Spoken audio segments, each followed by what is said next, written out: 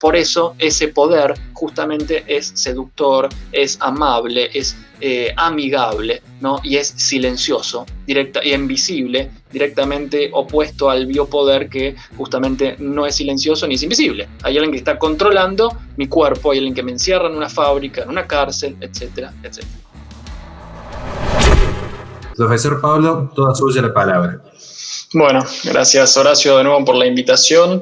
Un honor estar acá también con Daniel, ¿no? Creo que es un término, un concepto que Byung-Chul Han desarrolla de buena forma. Yo no coincido en algunos aspectos, en algunos puntos que tocan el libro, sobre todo en el capítulo de capitalismo de la emoción, cuando habla de afectos, habla de emociones. Creo que hay alguna cuestión ahí teórica que yo difiero, pero en general, salvo coincido con Daniel con el tema del neoliberalismo y cómo lo plantea, que pareciera como monotema, va todo por ahí cuando define algunas cuestiones. Creo que para llegar a la psicopolítica uno tendría que ir 2 pasos antes, si hablamos en una suerte de cadena histórica, y tomar un concepto de Foucault, por ejemplo, el del poder soberano, ¿no? Que en ese momento, ¿no? Estamos hablando de la Edad Media, el poder soberano era aquel poder que decidía sobre tu vida, tenía un directo uso de la fuerza. Entonces, en ese entonces había un otro, ¿no? Estado, rey, lo que sea, que decidía si vos seguías viviendo o no seguías viviendo porque había pasado alguna situación, o se enviaban a la guerra, lo que fuese. Si seguimos avanzando en el tiempo, todo esto es para entender el concepto de psicopolítica, ¿no? Como me gustaría dejarlo claro, que muchas cosas también Daniel las fue diciendo. Entramos al biopoder, y en el biopoder está este estado que va a regular, ¿no? Va a normalizar, va a automatizar los cuerpos, pero no va a haber una injerencia sobre la mente, y menos va a haber una injerencia sobre el inconsciente de las personas, que es donde la psicopolítica o el psicopoder se va a meter mucho. Entonces, en ese biopoder, en esa biopolítica, justamente el organismo regulador, ya sea la cárcel, la fábrica, la escuela, pone a la familia también, obviamente va a poner a la iglesia, lo que va a hacer es hacer que el sujeto, ¿no? Que el sujeto obedezca, diferente a la psicopolítica, donde el sujeto va a ser dependiente. Entonces va a ser un poder mucho más rígido, más duro, donde se va a temer, ¿no? Va a estar el recluso que va a temer aparentemente al guardiacárcel, o va a temer a la institución. No va a ser un poder amable, entonces va a tener una influencia en el cuerpo. Deleuze lo va a definir también como una organización del cuerpo, ¿no? Cuando hablamos de biopoder. Esto es muy sintético para entender que el psicopoder, que tiene una relación directa con la posmodernidad, con este capitalismo de la emoción que podemos tomar de Byung-Chul Han, lo que va a hacer es justamente, es puntual esto, ¿no? Porque va a ir al presente de la persona, pero va a tratar de condicionar el futuro. No es solamente el momento puntual donde la psicopolítica va a trabajar. Es en realidad un conocimiento que voy a tener, porque no podemos hablar de psicopolítica sin hablar de inteligencia artificial y de la Big Data. No podemos desprendernos de estos 2 conceptos tecnológicos. Acá está su matriz o su génesis en cierto punto de la instauración en el hoy. Por lo tanto, ese conocimiento de dominación va a ir a la psique, va a ir a la mente, para hablar bien sencillo, y va a tratar de condicionar a un nivel prereflexivo. Cuando hablamos de la prereflexión estamos hablando más de lo inconsciente, de aquello que es negado, de lo oscuro, de lo que no tengo conocimiento. Para que la gente entienda, nosotros podemos hacer una división de nuestro aparato psíquico lo más sencillo posible en aquello que puedo ver, que puedo controlar, que puedo observar, que sería la conciencia, y aquello inconsciente, que es como si fuera, por ejemplo, aquella ropa que tenés guardada en el placar y no tenés idea de que está, y está guardado en un cajón que nunca abrís. Bueno, ese sería nuestro inconsciente, lo que desconozco de mí, pero que tiene una expresión directa por distintas vías de manifestación. Por ejemplo, los sueños, los fallidos, los síntomas, etcétera, etcétera.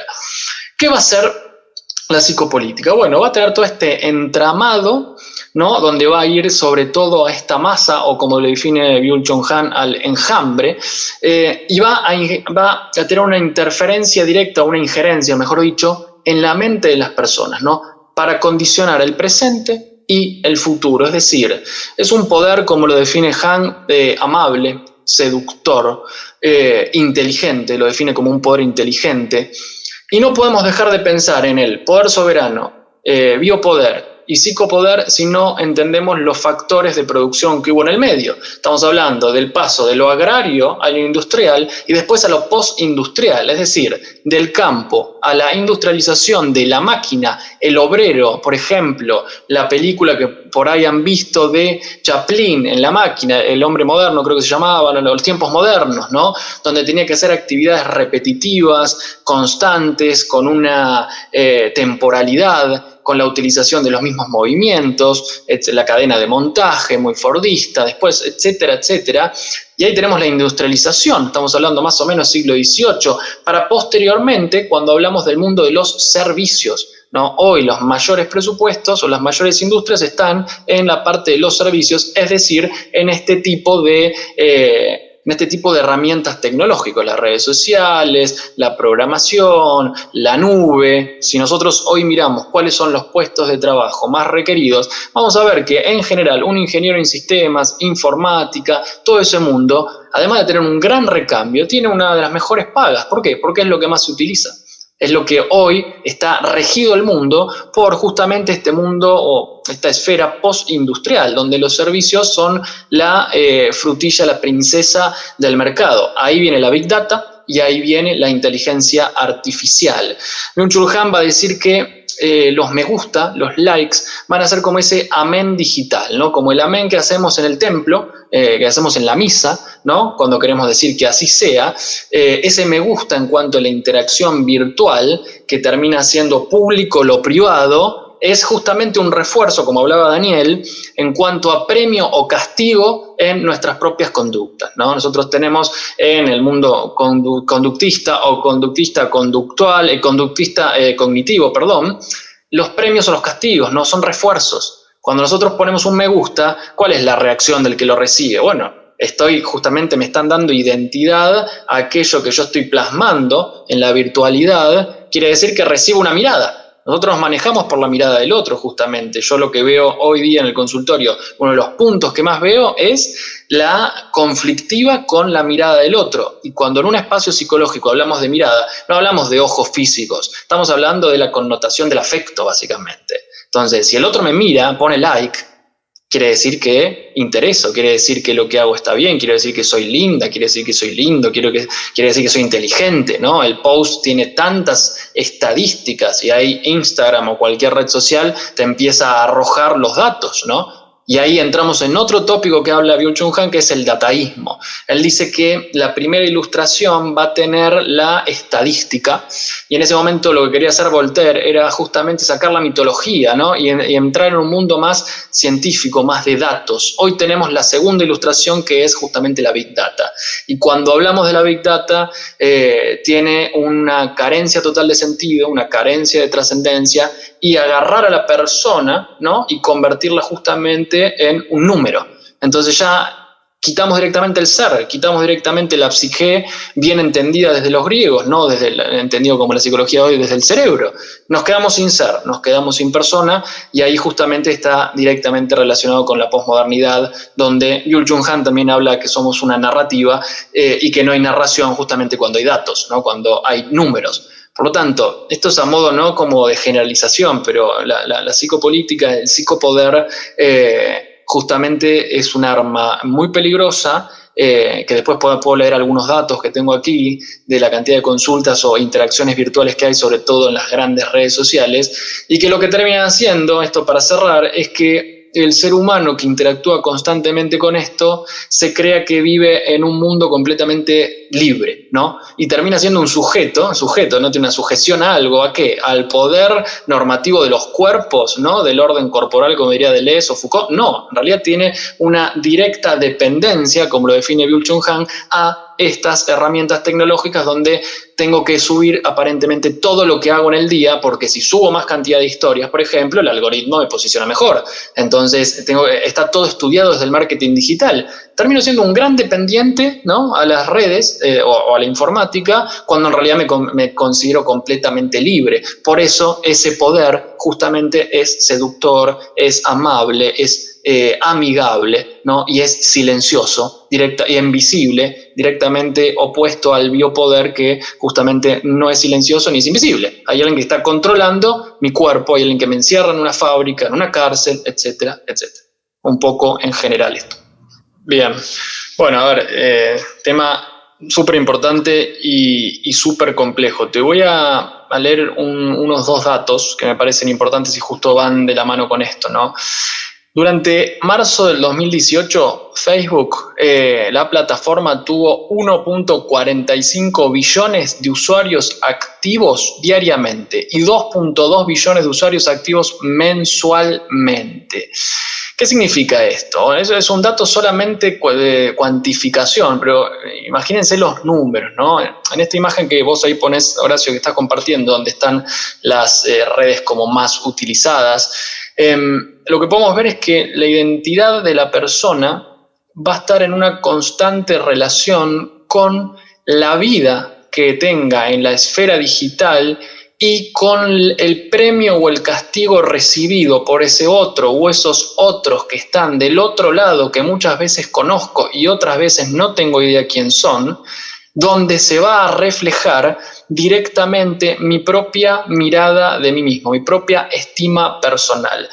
Byung-Chul Han hace como una gran crítica en su libro La sociedad paliativa, ¿no? Donde en esta sociedad algo fóbica, que le tenemos una gran fobia al dolor, y que en realidad ingresan la psicología positiva, por ejemplo, coaching motivacional y todas estas herramientas bastante vacías, que lo que van a hacer justamente es no conectes con el dolor, no conectes con lo que te pasa, no conectes con esa interioridad, no conectes con lo más profundo de tu ser. Básicamente lo que vamos es eliminémoslo, que justamente es lo que una red social hace en el hoy con aquellos muy probablemente disidentes de las ideas imperantes del momento. El otro día leía en una publicación de Almedia que el nuevo CEO de Twitter, básicamente, no sé bien por qué razón, eliminó un montón de usuarios cristianos, ¿no? Bueno, no sé bien cuál fue la causa, solamente estoy tirando el titular, pero en realidad estas plataformas se convierten justamente en la devolución hacia mi identidad. Fíjense los objetos de consumo. Si vos tenés, como decías vos, Horacio, tenés determinada marca, no es lo mismo lo que te va a dar socialmente el estatus tener Apple, por ejemplo,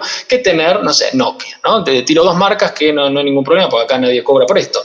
Una te va a dar ciertas características y otra te va a dar otras características. Y eso socialmente, ante la mirada que enjuicia del otro lado, ante hasta lo que va a decir Byung-Chul Han, ¿no? Este panóptico digital, ¿no? Diferente al panóptico bentamiano, lo que va a hacer es que está constantemente presente, es una visión de 360, es decir, entren a cualquier aplicación que ustedes vean de mapas, por ejemplo, vas a tener la visión 360, que justamente es lo que hace en este caso las redes sociales o que están, ¿no? En su génesis por las Big Tech, que son las que generan o crean estas plataformas. Entonces, yo voy a ser en lo privado quien en realidad está en lo público. Lo público, en cierto punto, vamos a tomarlo como las redes sociales, que hoy son la interacción por antonomasia, es decir, ¿dónde buscan relaciones de pareja hoy las personas? No lo buscan como antes se buscaba en algún tipo de encuentro social. En general se encuentra en las aplicaciones, ¿no? Las que quieran, las que haya en el mercado hoy día. ¿Dónde hablas con tus amigos? No, me quedo hasta las 3 de la mañana con amigos. ¿Con qué amigos? No, los amigos que están por, no sé, alguna plataforma hoy conocida de juegos, por ejemplo, ¿no? Entiendo que muchas veces la tecnología lo que hace es acortar las distancias. A mi profesión, por ejemplo, me sirve un montón para trabajar con pacientes de todo el mundo y no solamente de la ciudad de Buenos Aires. Por lo tanto, esa es una ganancia. Pero no es una ganancia en la definición de mi propia identidad. Justamente la identidad es aquellas características particulares que tengo que me diferencian de los semejantes. No somos todos iguales, pero en este enjambre o en esta sociedad de masas tenemos que hacer un igualitarismo constante y tóxico en la comparación con los demás. Por lo tanto, esa devolución, esta mirada del otro, esta premio castigo conductual que va a venir del otro lado, justamente impacta en mi libertad.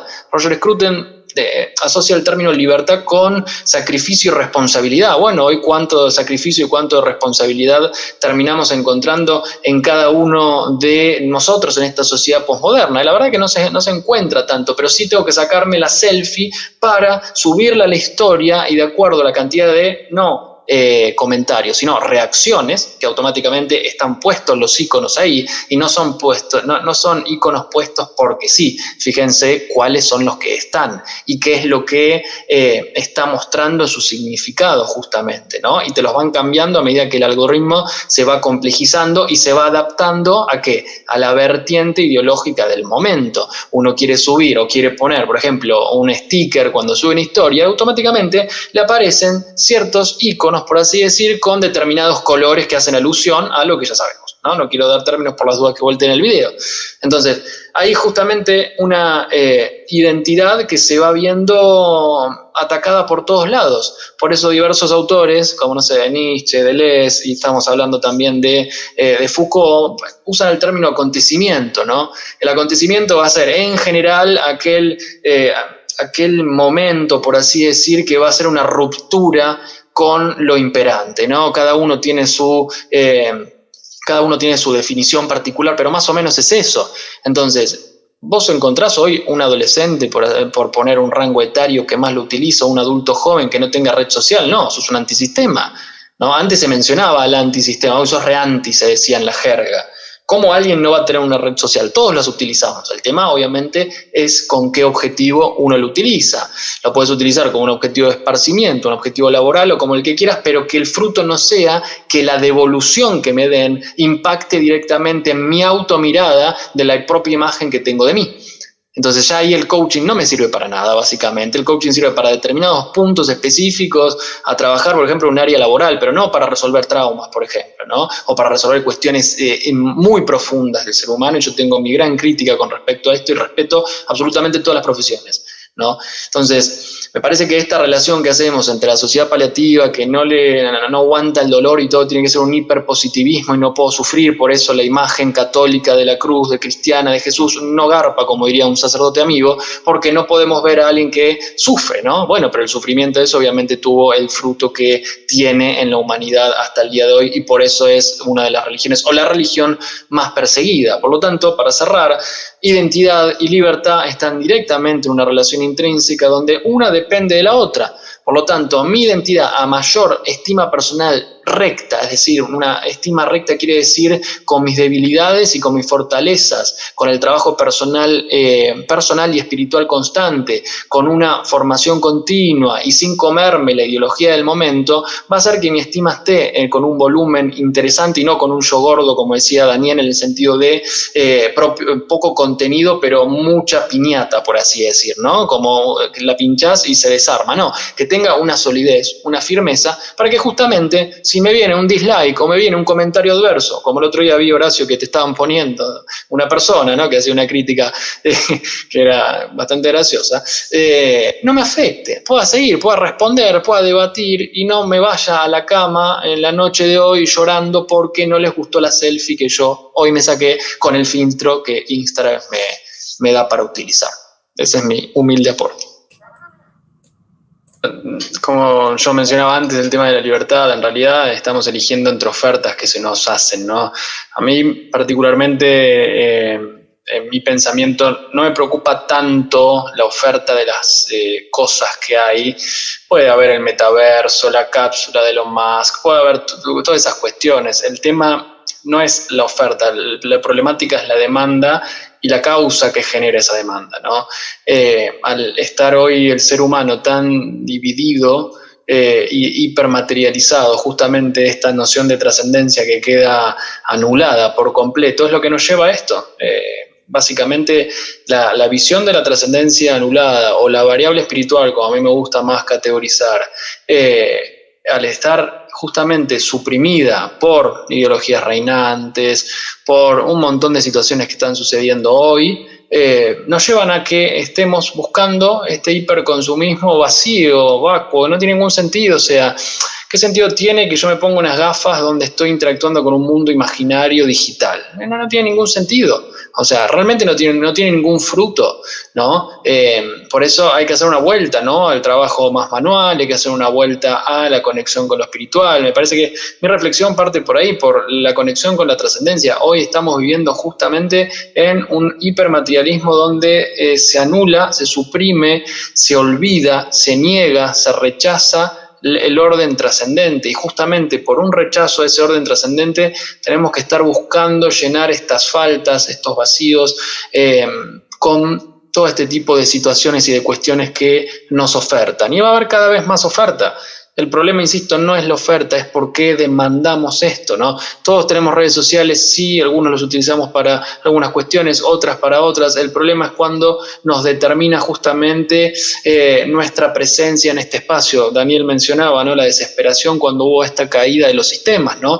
Y bueno, también puede seguir habiendo caída de sistemas en algún momento, quizá, ¿no? Bueno, hay que verlo por dónde viene el tema, y que nos vamos a desesperar porque no tenemos WhatsApp, nos vamos a desesperar porque no nos llega el feed, no nos carga, o en realidad tenemos una vivencia interior inmanente propia con la conexión en lo espiritual que podemos vivir desde ahí. Bueno, la vida del espíritu justamente, probablemente el que esté viendo esto va a decir fanático religioso, como te han dicho vos, Horacio, el otro día, justamente. Cuando alguien hace esta crítica, en realidad es porque tiene una carencia muy grande en este sentido, en este orden de trascendencia. Bueno, uno quiere ser hipermaterialista, está buenísimo, no hay ningún problema. El tema, insisto, ¿no?, en la reflexión final, no es la oferta, pueden ofertar lo que quieran, sino es por qué demandamos esto, por qué le damos lugar, por qué hay consumo de estas nuevos productos, por ponerle un nombre, ¿no? Producto de la cultura de la muerte, producto de la cultura del descarte. Me parece que hay que hacer una crítica a esto y poder tener la mayor conexión espiritual en la fe en Dios posible para que cuando desaparezcan estas cuestiones materiales o estemos llenos de estos elementos materiales, no desesperemos por caer en lo que el otro también cayó y yo me siento menos porque no hago lo que los demás están haciendo. Entonces acá hay mucho de lo psicológico, obviamente mucho de lo filosófico, que requiere de mucho trabajo personal. La puerta estrecha justamente es aquella que nos conecta con el dolor, con las faltas, con lo que nos cuesta, pero también con la plenitud de la vida. Entonces es un llamado para ir a esa conexión de trascendencia.